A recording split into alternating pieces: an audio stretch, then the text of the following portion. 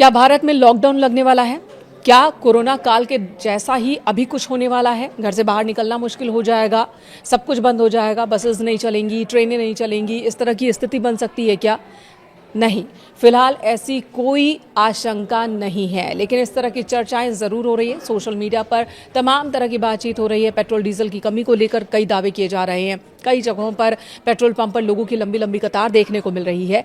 इन सब के बीच बड़ा सवाल कि एक्चुअल स्थिति क्या है, क्या है हालात? क्यों प्रधानमंत्री नरेंद्र मोदी ने कोरोना का जिक्र किया? क्यों कहा उन्होंने देशवासियों को कि एकजुट होने का वक्त है और उसी तरह की एकजुटता दिखाने की जरूरत है? इसी पर चलिए विस्तार से जानने की कोशिश करते हैं। जो अभी तक के इनपुट्स हैं सरकार की ओर से और जो मौजूदा हालात है, अलग अलग जो इंडस्ट्रीज हैं वो क्या दावे कर रहे हैं, ये जानते हैं। और दूसरे देशों में कौन कौन से उपाय आजमाए जा रहे हैं, क्या भारत में भी वैसा हो सकता है? इन सभी संभावनाओं को जानने की कोशिश करते हैं। वर्तमान में ईरान इजरायल अमेरिका युद्ध चल रहा है। तनाव की स्थिति फिलहाल कम होती नहीं दिख रही है और यही वजह है कि भारत में भी कोरोना जैसा सख्त देशव्यापी लॉकडाउन लगने को लेकर चर्चा चल रही है, लेकिन आधिकारिक तौर पर ऐसी कोई बात सामने नहीं आई है।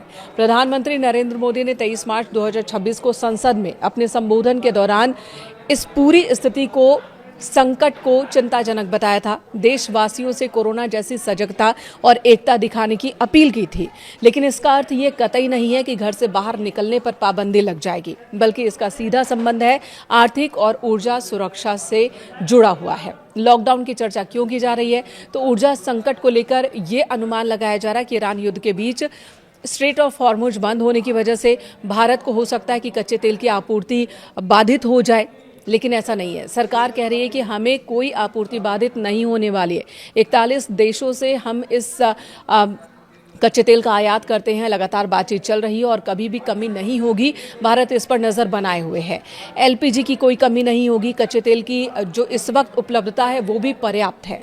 सोशल मीडिया पर एनर्जी लॉकडाउन जैसे शब्दों का इस्तेमाल किया जा रहा है, जिसका अर्थ है कि ईंधन बचाने के लिए निजी वाहनों के उपयोग को कम करना या सार्वजनिक परिवहन पर जोर देना, जैसा कि कुछ अन्य देशों में भी देखा गया। तो क्या भारत में भी ऐसा हो सकता है, ये जानेंगे। लेकिन उससे पहले जान लीजिए कि पीएम ने क्या कहा था। प्रधानमंत्री ने कहा था कोरोना जैसी चुनौतियों का हमें सामना करना पड़ सकता है। उन्होंने जिक्र किया था और वैश्विक सप्लाई चेन में आई रुकावटों के संदर्भ में उन्होंने ये बात कही थी, जिसे कुछ लोगों ने गलत तरीके से लिया और लॉकडाउन की आहट मान ली गई है। इसे युद्ध का भारत पर वास्तविक असर क्या है, ये भी जान लीजिए।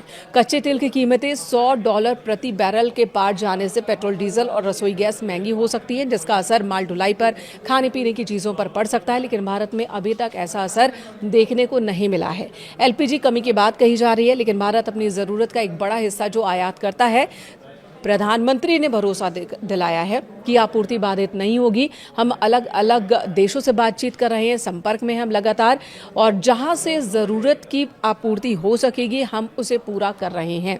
कम कीमत पर कच्चे तेल हो या गैस की आपूर्ति पर काम चल रहा है और परेशान होने की ज़रूरत नहीं है। कोई कमी नहीं आएगी। देश में भी जो तमाम कंपनीज़ हैं वो जनरेट कर रही हैं। एलपीजी की उपलब्धता बढ़ाने पर काम किया जा रहा है, इसलिए आम आदमी को कोई दिक्कत नहीं होगी।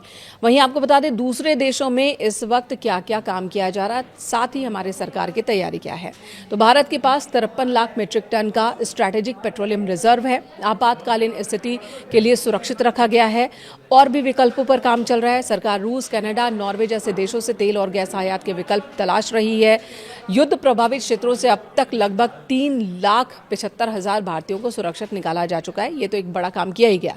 फिलहाल सरकार की ओर से किसी भी तरह के लॉकडाउन की कोई योजना नहीं है। सरकार का ध्यान महंगाई को नियंत्रित करना और ऊर्जा आपूर्ति को बनाए रखने पर है। जनता को सलाह दी जा रही है कि अफवाहों पर आप ध्यान ना दें, बेवजह पैनिक ना हो, आवश्यक वस्तुओं की जमाखोरी से बचें। ईरान अमेरिका जंग के चलते पूरी दुनिया में एनर्जी का संकट जरूर है, लेकिन भारत लगातार कदम उठा रहा है कि देश के लोगों को परेशानी ना हो। वहीं बात हम दूसरे देशों की कर लेते हैं। एशिया से लेकर अफ्रीका और यूरोप तक सरकारों ने सीमित ईंधन भंडार को बचाने के लिए कई असाधारण कदम उठाए हैं। क्या क्या कदम उठाए हैं? अतिरिक्त सार्वजनिक अवकाश, घर से काम करने का आदेश, ईंधन राशनिंग और औद्योगिक बंद जैसे प्रयास शामिल हैं। श्रीलंका की बात की जाए तो श्रीलंका ने हर बुधवार को स्कूलों, विश्वविद्यालयों और गैर आवश्यक सरकारी कर्मचारियों के लिए अनिवार्य सार्वजनिक अवकाश घोषित किया है।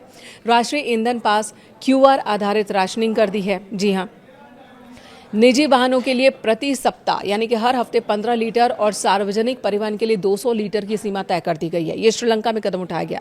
बांग्लादेश में बिजली की खपत कम करने के लिए सभी विश्वविद्यालय, विदेशी पाठ्यक्रम वाले स्कूल और कोचिंग सेंटर्स को बंद किए गए हैं। ऑनलाइन कक्षाएं शुरू कर दी गई हैं। ईंधन की राशनिंग शुरू कर दी गई है। घरों में 5 घंटे की बारी बारी से बिजली कटौती की जा रही है। कपड़ा निर्यात क्षेत्र को प्राथमिकता दी गई है। वहीं तोड़फोड़ रोकने और भंडार की सुरक्षा के लिए प्रमुख तेल डिपो पर सेना की तैनाती कर दी गई है। गैस की कमी के कारण 5 से 7 सरकारी उर्वरक संयंत्र बंद करने पड़े हैं। भूटान में क्या हो रहा है? जमाखोरी रोकने के लिए जेरी कैन में ईंधन की बिक्री पर प्रतिबंध लगा दिया गया। घर से काम करने की व्यवस्था लागू कर दी गई है। आपातकालीन सेवाओं के लिए ईंधन राशनिंग को प्राथमिकता दी जा रही है। पाकिस्तान में क्या हो रहा है? सरकारी कर्मचारियों के लिए 4 दिन का कार्य सप्ताह और 50% घर से काम यानी कि वर्क फ्रॉम होम लागू कर दिया गया। स्कूल और कॉलेज 2 सप्ताह तक बंद कर दिए गए हैं। सरकारी विभागों को ईंधन आवंटन में 50% की कटौती की गई है। गैर जरूरी सरकारी वाहनों को सड़कों से हटा दिया गया है। वहीं फिलीपींस की बात की जाए तो सरकारी कर्मचारियों के लिए 4 दिन का कार्य सप्ताह लागू किया गया है यानी कि 4 दिन ही उन्हें ऑफिस से काम करना होगा और बाकी वर्क फ्रॉम होम। निजी क्षेत्रों को घर से काम करने के लिए प्रोत्साहित किया जा रहा है। गैर जरूरी सार्वजनिक क्षेत्र की यात्रा पर प्रतिबंध लगा दिया गया है। वियतनाम में क्या किया जा रहा है आपको बता दें।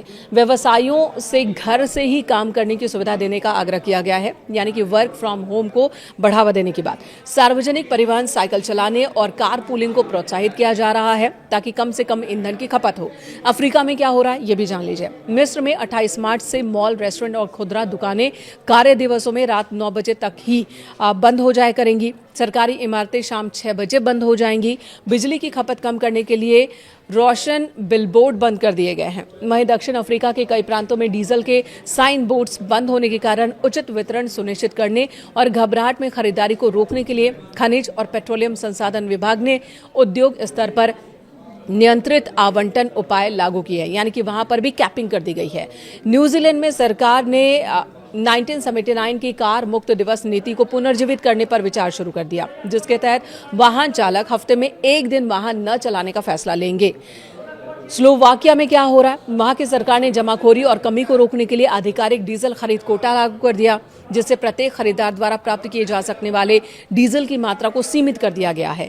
इस तरह से कई देशों ने हालात से निपटने के लिए कई कदम उठाए हैं। सबसे ज्यादा ध्यान दिया जा रहा है इस बात पर कि तेल हो, डीजल हो या फिर एलपीजी हो, उसकी खपत कम से कम की जाए।